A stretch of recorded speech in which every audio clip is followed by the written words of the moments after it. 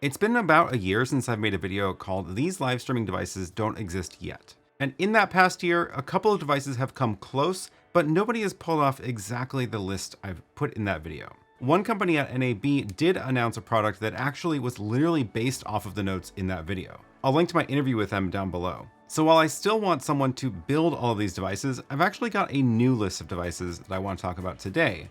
Things that are not exactly live streaming switchers, but are closely related to them.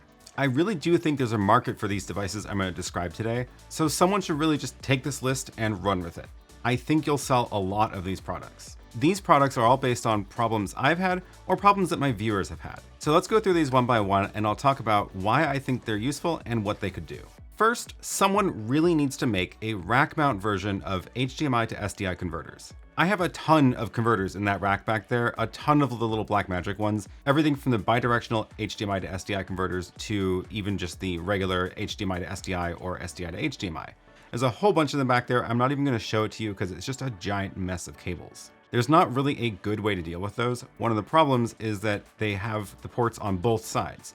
So even if you can buy a rack mount bracket for them, you end up with some of your wires on the outside of the rack and some on the inside. So really what I would like to see is a single device that has several different converters built into one box and all the ports are on one side. But the current version of doing this, of just rack mounting Blackmagic converters, is not great because it's just a big mess. Not to mention the number of individual power supplies you also need in order to feed all those converters. Well, why is this even useful in the first place? Well, most live streaming switchers are either all HDMI or all SDI. There's only a couple that have a combination of both. The old ATEM television studio actually had a combination of HDMI and SDI, and it was really convenient.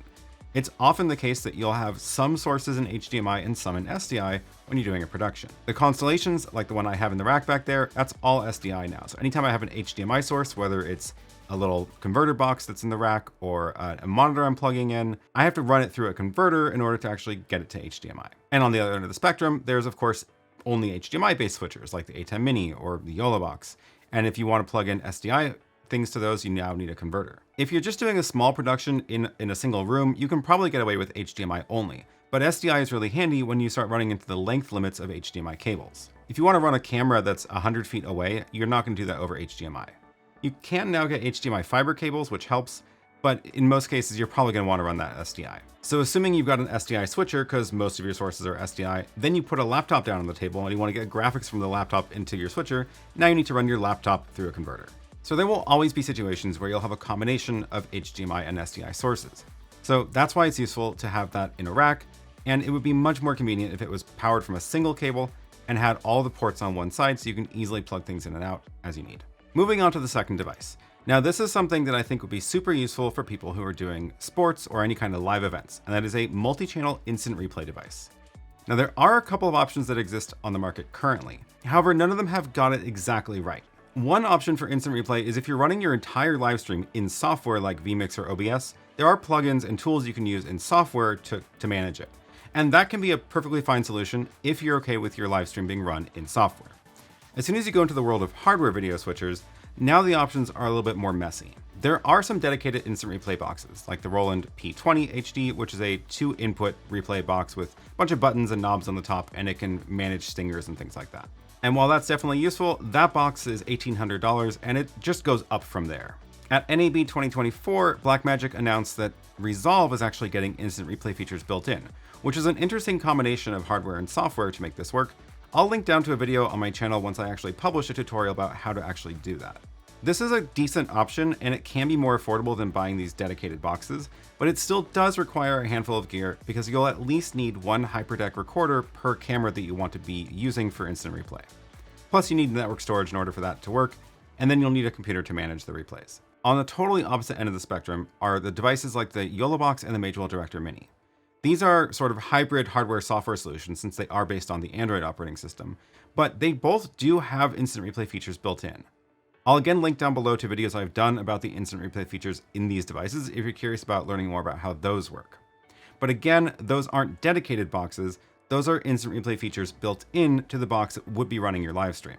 But if you are running your live stream through a dedicated hardware switcher like an ATEM of any size, it would be really useful to have a separate box that manages your replays. And it should contain everything, including the storage that's necessary, your stingers, and the control surface to actually manage your replays as well. It is a tough problem, and I don't know if it's possible to build it any cheaper than the current options that are out there, but it's at least an opportunity that could be explored. If this product does end up getting built as a software solution, since that does end up open up more flexibility for inputs and processing, then you would at least need the output of all the videos to be passed through, not running through the CPU.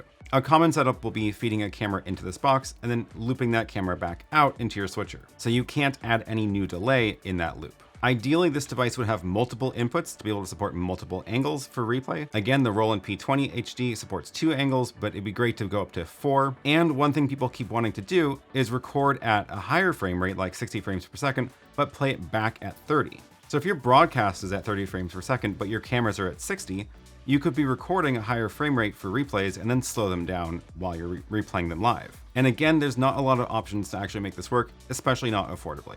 Moving on to something completely different. This is a problem that I keep running into where there, again, isn't a good dedicated device for it. Myself, along with many others, use tools to generate graphics for live streams as a web page. There are a handful of free options, there's a handful of paid services. You can even write your own graphics in HTML. At the end of the day, the way these work is you pull up a web page into your switcher somehow, and that web page just has the graphics. In some cases, you can use a Luma key to take the black parts of the image and make them transparent. You can also chroma key the graphics, but ideally you can actually have the web page output a transparency layer so you can actually do a proper key and fill key in your switcher. So what are the options for this right now? Well, if your stream is in software like OBS or vMix, those do have tools to just bring a web page into the stream. So if you're entirely in software already, that's a great option. Similarly, the YOLObox has a tool for actually adding a web page as an overlay layer in the YOLObox switcher. But again, once you're in the world of hardware switcher, it gets a little bit more complicated. What I do for my live streams is I have a Blackmagic Ultra Studio 4K Mini. That is a rack mount device that plugs into my computer over Thunderbolt and has 2 SDI outputs. I actually do use OBS for this, but in OBS, the only thing that's there is the graphics. So OBS has a web page layer loaded in, and then OBS actually talks to that hardware device. That hardware device outputs 2 channels, one with all the color information of the graphics and one with a transparency layer. That device then outputs 2 channels to the ATEM. And then in the ATEM, I can actually use both channels. One is the color layer and one is the key layer, and then I get a nice clean overlay in the switcher.